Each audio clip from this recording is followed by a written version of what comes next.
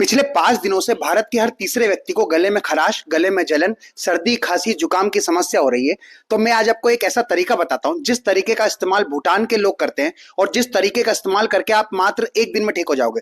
देखो, उसके लिए आपको 4 बड़ी लौंग लेना है और 2 बड़ी इलायची लेना है और उसको इस तरह से गैस में जला लेना है। जब वो पूरी तरह से जल जाए तो उसका चूरा करके एक कटोरी में डालकर उसमें 2 बूंद अदरक की और 2 बूंद शहद की डालकर एक पेस्ट बना लेना है और उसको थोड़ी थोड़ी देर में चाटना है। दिन में 2 बार ऐसा करना है। अगले दिन तक आप पूरे ठीक हो जाओगे और ये बात भारत के हर व्यक्ति तक शेयर